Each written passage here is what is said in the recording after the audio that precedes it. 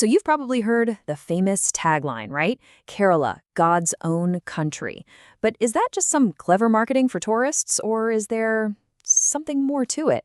Let's dig in and find out what makes this little sliver of land in southwest India so special. You see, to really get it, we've got to look past all the stunning pictures of beaches and backwaters.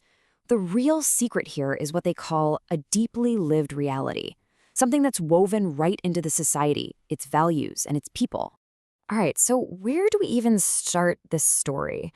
Well, it's not with the geography, surprisingly. It's with a philosophy. It's called the Kerala model. And at its heart, it's a really simple but powerful idea.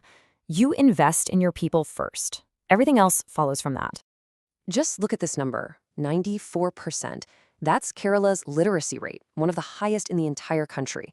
And listen, this isn't some new thing. It's the result of a culture that goes back centuries, one that sees education as a basic human right. It's the very foundation of this society. And this investment in people, it pays off in ways that really matter. When you look at things like infant mortality or how long people live, Kerala doesn't just do better than the national average in India. It's actually on par with many developed nations. And how do they do it? With a massive network of public hospitals and clinics that reaches pretty much every single village.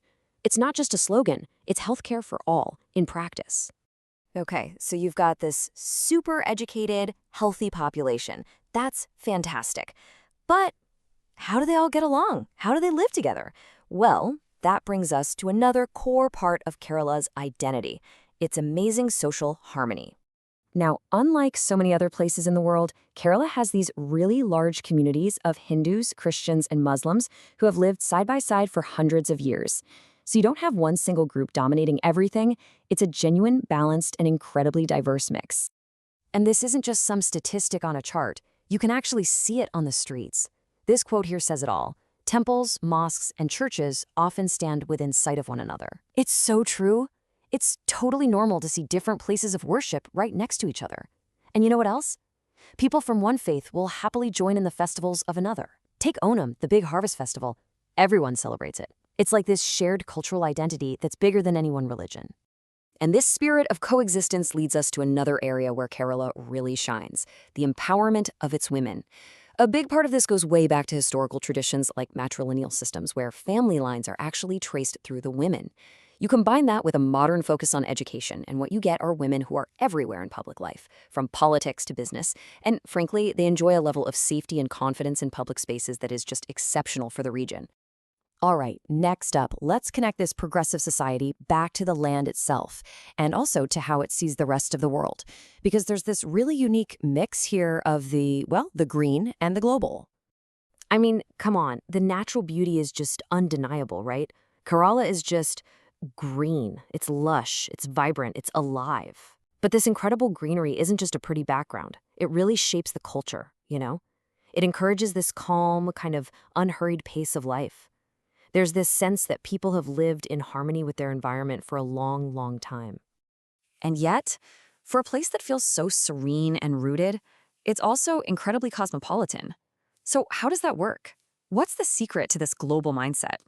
Well, it really comes down to three main things. First, you have generations of Keralites who've worked all over the world. There's this huge global diaspora that's always bringing back fresh ideas. Second, there's a huge emphasis on English medium education, which just makes communication with the outside world super easy. And third, and maybe this is the most important part, there's just a genuine warmth and curiosity towards strangers. It's a culture of what we call Malayali hospitality. So up to this point, it all sounds pretty amazing, doesn't it? But look, an honest picture means we have to look at the other side of the coin, the big challenge that actually comes with all the success. So that brings us to the big question. Is it a perfect paradise? Of course not. No place is. And in a strange way, Kerala's greatest success has also created its biggest problem. And that problem, in just one word, is employment. The state's economy has really struggled to create enough good, high-quality jobs to match the ambitions of its incredibly educated people. And this creates something that people call the Keralite paradox. You've got this state whose biggest asset is its smart, educated people. But that's also the very reason so many of them have to leave. See, they're not leaving out of desperation. They're leaving to find jobs and opportunities that actually match their skills. And the irony? The money they send back home from abroad is a huge part of what keeps the local economy going. But this creates a lot of strain too, you know? A brain drain, and families living apart for years and years. It's this complicated cycle of ambition and absence. Okay, so let's pull all these threads together. We've seen the incredible strengths, and we've also looked at the big challenge. So what's the final verdict? After all this, does Kerala really earn that title, God's own country? You know what? I think the answer is yes. But the title isn't a claim of perfection. It's something that's been earned. It's earned through a real, on-the-ground experiment in human dignity. It's a place that deeply values nature, that believes in health and education for everybody, that practices respectful coexistence, and that has a genuine safety net for its most vulnerable people. When you look at it all, Kerala really shows us what's possible when a society decides to put its people first. Now, that employment challenge is very real, for sure, but if any state has the brain power and the human capital to figure it out, it's Kerala. So that leaves us with one final thought. Having achieved so much already, what is the next great frontier for God's own country?